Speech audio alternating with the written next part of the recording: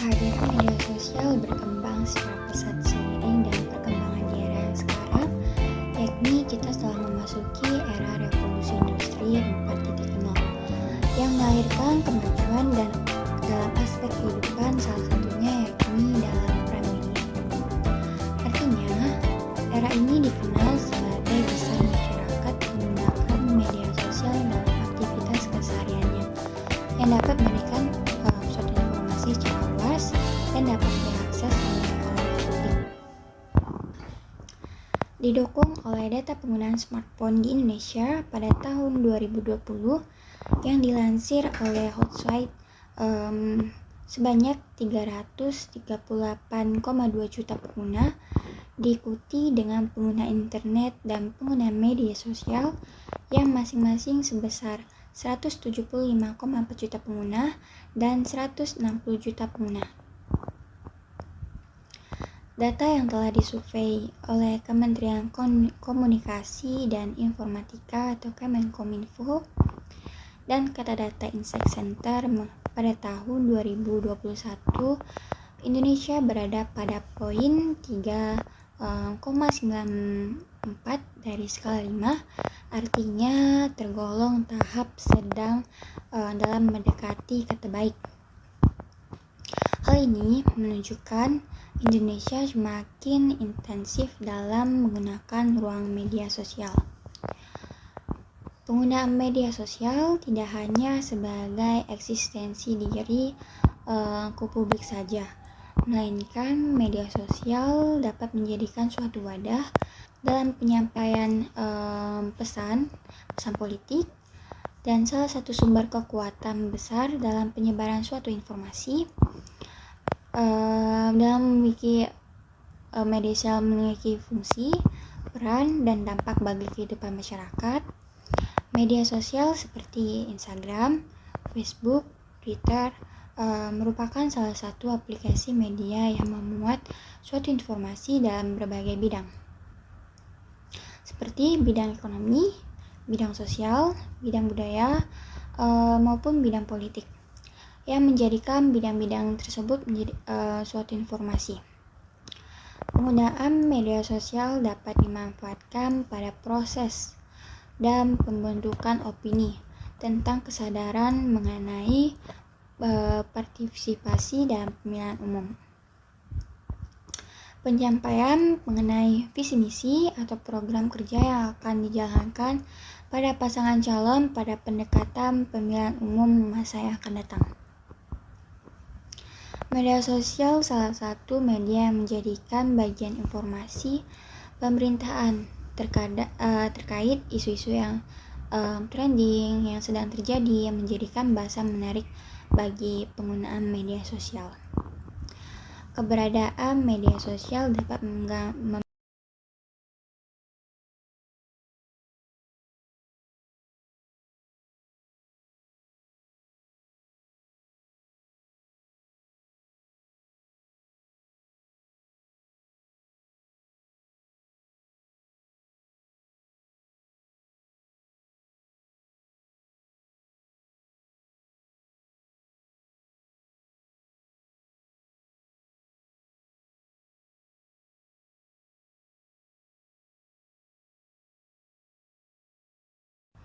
media sosial dapat dijangkau dan berperan lebih efektif.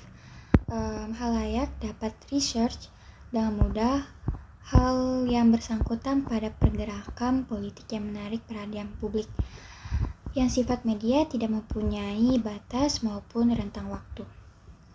Politik di media sosial mempunyai kekuatan dalam berbagai isu sosial yang menjadi beban dan sorotan pada masyarakat. Acap kali mendapatkan solusi suatu ketertarikan media sosial dalam penggunaannya yang popularitas di kalangan muda, yang dapat membuat efektivitas dalam pengaruhnya.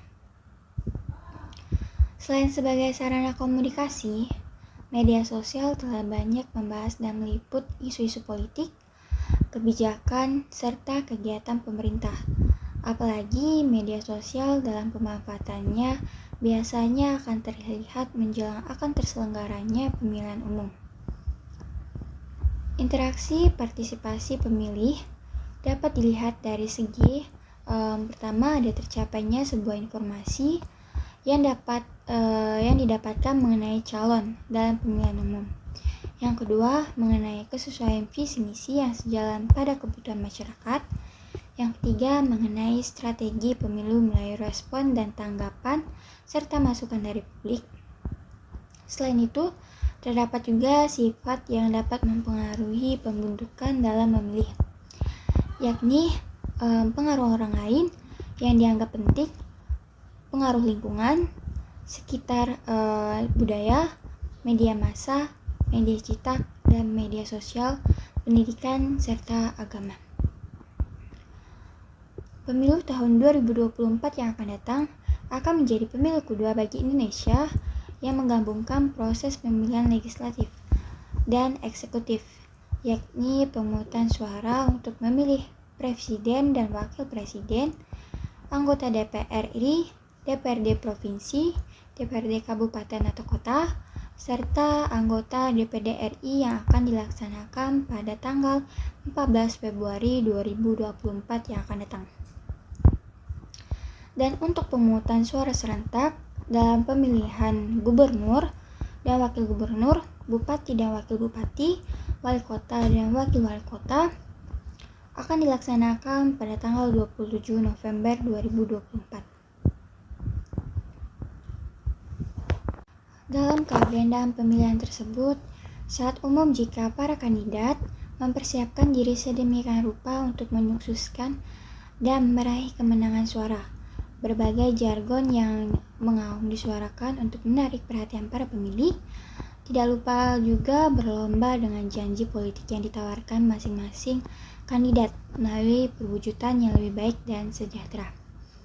Melalui surat keputusan Komisi Pemilihan Umum atau KPU nomor 35 tahun 2004 menyatakan jenis dan bentuk kampanye.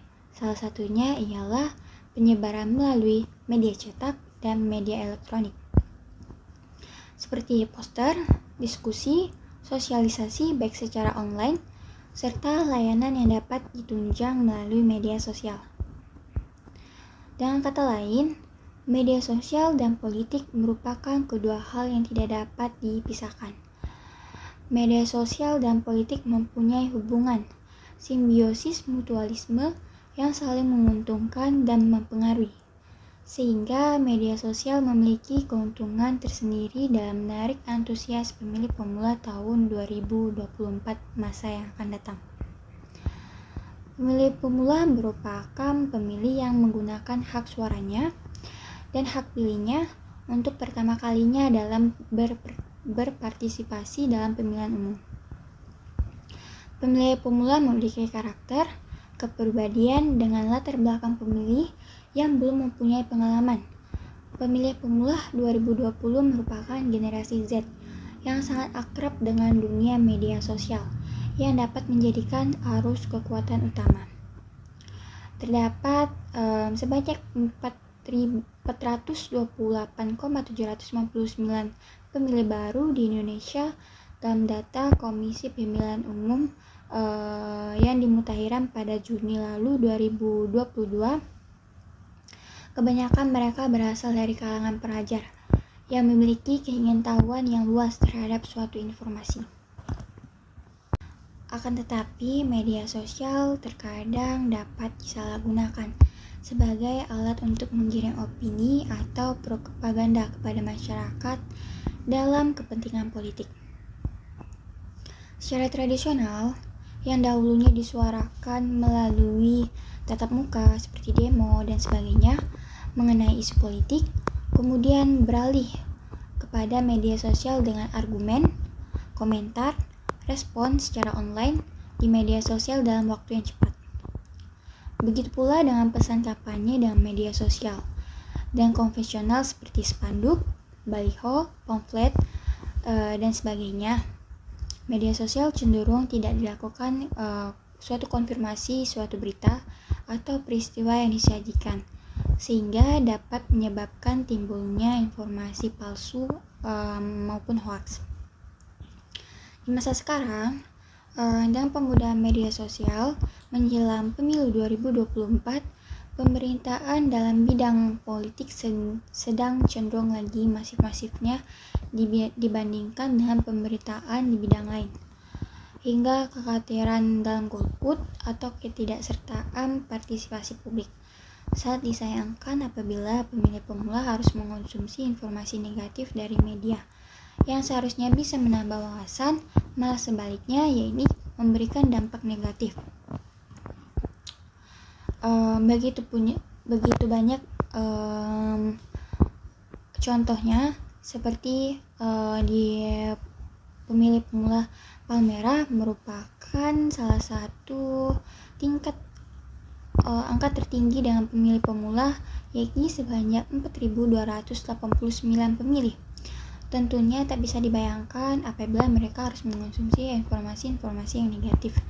Untuk itu perlu adanya sosialisasi agar pemilih pemula menjadi pemilih yang selektif dalam menerima informasi sehingga menjadi pemilih pemula yang cerdas.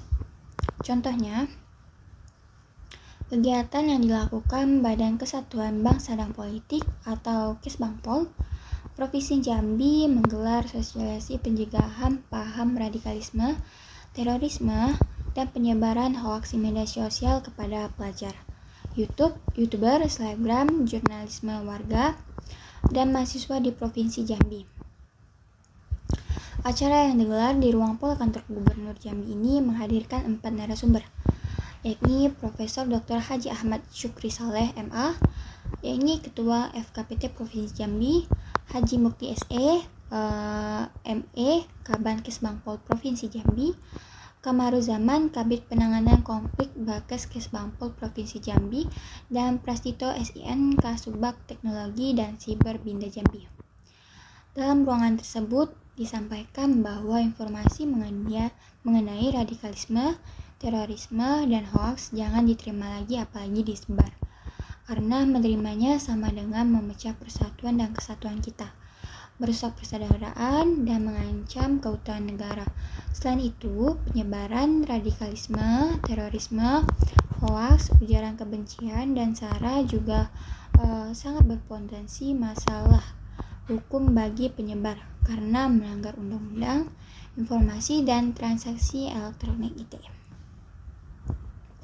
Sosialisasi pencegahan penyebaran radikalisme, terorisme, hoaks, ujaran kebencian, dan sara ini sebagian langkah dan upaya untuk mendukung stabilitas keamanan dan kondusifan dalam masyarakat, dan tentunya menjadi langkah yang baik bagi para pemilih muda dalam menghadapi suatu kondisi politik di kedepannya. Nah, oleh sebab itu, pemilih pemula merupakan pemilih yang pertama kali menggunakan hak pilihnya dan mempunyai pengalaman dari segi wawasan maupun politiknya masih terbatas mengenai pengetahuannya, belum terarah sehingga menyebabkan belum tergambarnya ideologi politik atau keterkaitan dalam kehidupan politik itu hanya gambaran dari segi lingkungan sekitar maupun dari suatu informasi yang diterima oleh pemilih. Ada beberapa cara mengenai peranan dalam media sosial. Pertama, kita harus cermati alamat atau situs suatu informasi yang kita peroleh baik dari website, media sosial seperti Instagram, Twitter, Facebook, baik itu link berita, URL, atau situs yang dimaksud dalam penyampaian berita. Berita yang berasal dari memuat dalam media itu harus dimuat atau disaring. Terus yang kedua